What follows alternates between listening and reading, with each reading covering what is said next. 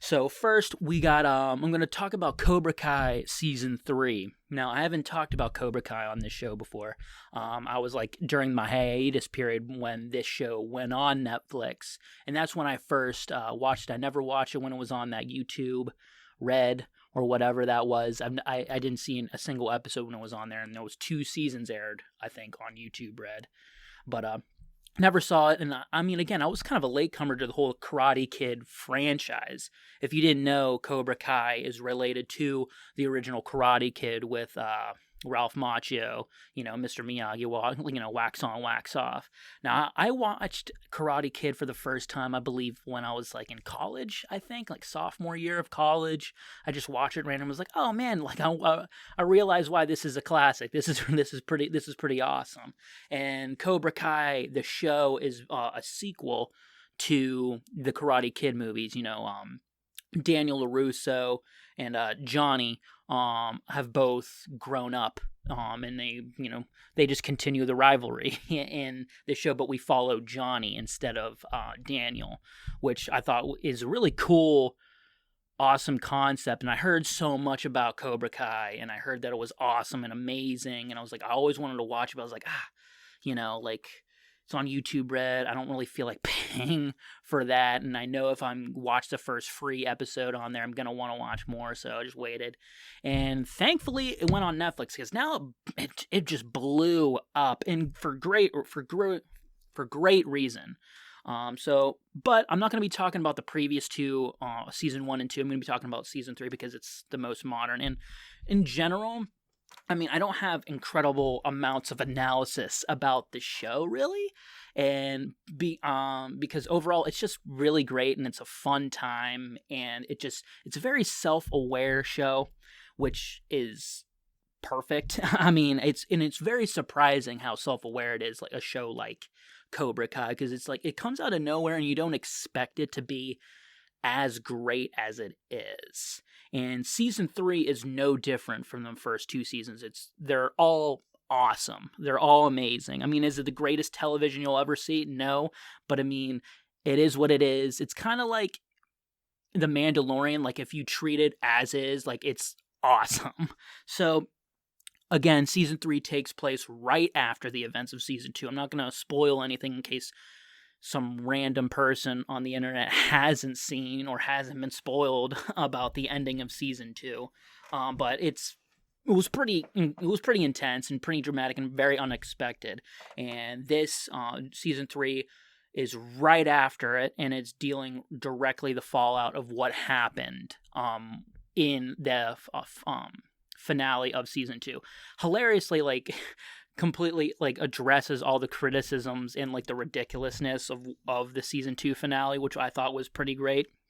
But again, just what the show does right is just, again, very self-aware, has this great balance of its cheesiness, because I mean, it's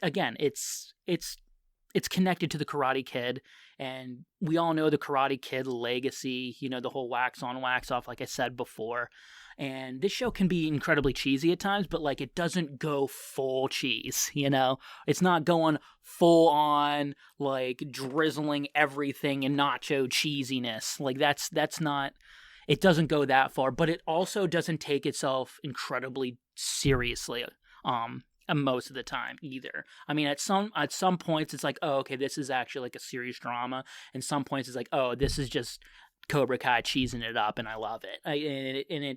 It just plays it like it's on that line, that fine line of finding where that balance is, and it just rides it consistently through 3 seasons, and that's incredible. I mean, you gotta put props to the showrunners. I forget exactly who they are, and who's responsible for it, but they do a great job. And another thing that is really great are the main 2 actors. I think Johnny, played by William Zabka, is probably the highlight of the show. I mean, he's our main character, and he is probably the best.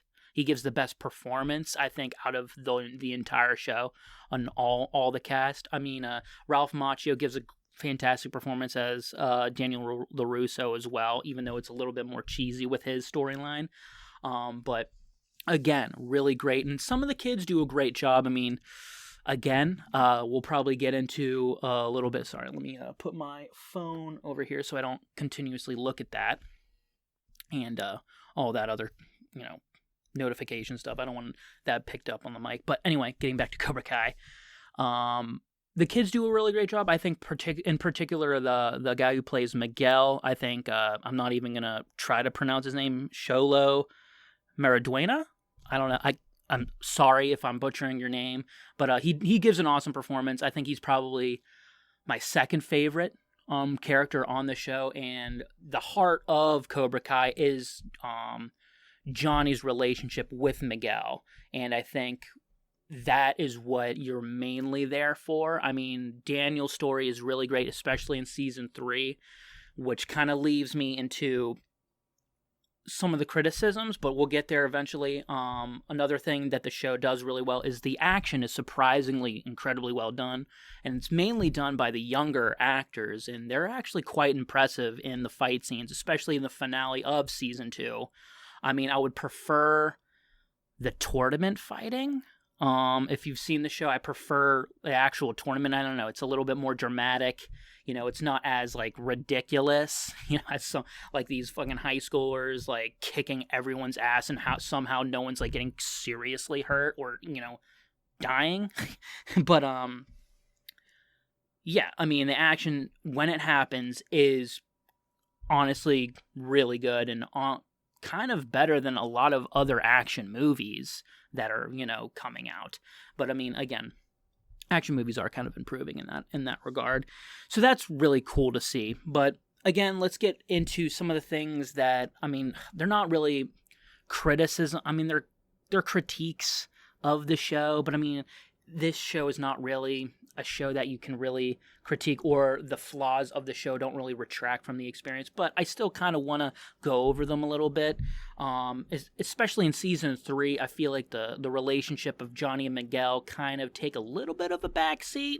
I mean, not quite in the beginning. You get that a lot in the beginning, but throughout the rest of the season, the primary focus is mainly kind of it's Daniel and his story, which is totally fine, and I enjoyed it, and it throwed back to older the Karate Kid sequels like Karate Kid 2, which I thought was really cool. I really liked that a lot when he went to Japan. A little bit of a spoiler, he does go to Japan. Daniel goes to Japan, and actually for a good reason too. He doesn't just I'm just bye family, I'm going to Japan. There's actually a legitimate reason, and that's props to the writers with that. It's not easy to have actual good motivations for decisions that characters made, especially in a show like this, doing with rival karate dojos. So again, another thing that the show really does well is the writing is actually quite good. But yeah, I mean, Johnny kind of takes a little bit of a step back in focus in season 3, which was kind of a bummer because he's my favorite part, and him and Miguel, I believe, is the heart of the show. Another criticism is that, I mean, again, this kind of hurts the cheesiness, but I feel like the younger actors and the stories with the younger actors, it gets a little, teen drama-y. I mean, again, they're high schoolers, love triangles and bullshit like that. It gets a little bit Twilight-y. I mean, if that's your thing, you're really going to love Cobra Kai. Definitely check it out. I mean, if that's not a flaw for you. I mean, it doesn't personally bother me. I mean, it's not incredibly ridiculous because it's not so in your face. It's not the sole focus of the show. But it's there, and it can kind of get a little bit, stupid at times, but it is what it is. It's kind of it's part of Cobra Kai. It's part of what you're getting into, and it's something that doesn't bother me, but sometimes might bother some other people. People who really dislike the whole Twilight Saga or whatever. I mean, I do. I hate the Twilight Saga, but I mean, it doesn't really bother me in Cobra Kai, mainly because it's not there all the time.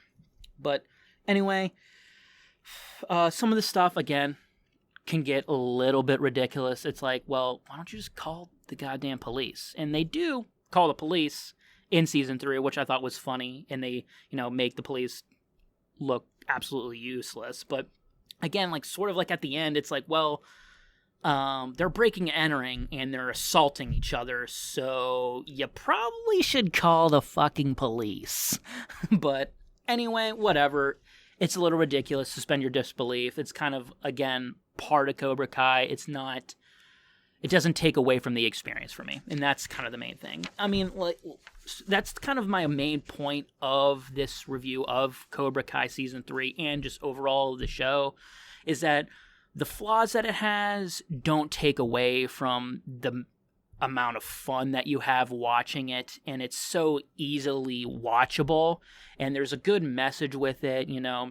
There's always another side of the story, try to humanize the bad guy, and I think they do a really good job in Season 3 humanizing the main bad guy in John Kreese. But just overall, just having a different perspective and understanding, let's not escalate violence. Let's all just kind of take a step back and look at ourselves for a minute. And I thought this season really hammered that home for me, especially with the end. I really liked that a lot. So again, it has a good message. It's incredibly enjoyable. Some moments you kind of need to turn your brain off a little bit and not think too hard about it. There's some really good action. It's fun. I mean, if you like the whole teen drama thing, I mean, you've probably seen Cobra Kai already. But, anyway, Cobra Kai Season 3 is really great. It follows in the footsteps of Season 1 and 2. It's a great show. If you haven't seen it, you've been under a rock or something, because it seems like everyone and their mother have seen Cobra Kai. Like I said, my mom has watched Cobra Kai. Like I said, like The Mandalorian, it's that popular.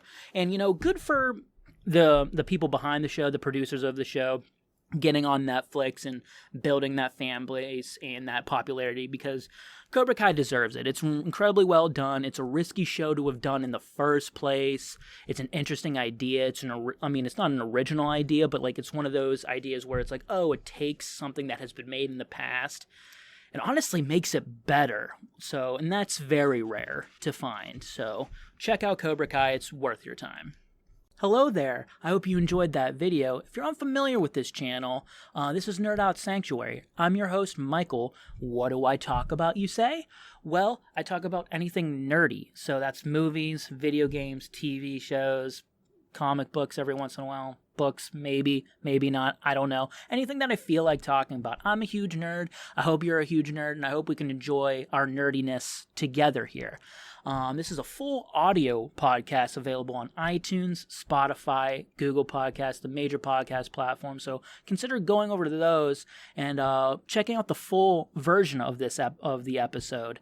And other past episodes, please leave me a review and subscribe on those platforms. If you don't want to do that, clipped, shorter versions of those full episodes will be posted here on YouTube. So consider subscribing and liking the videos for more to support me and future content that I will be producing in the future on nerdy stuff. So yeah, thank you, and see you on the next one.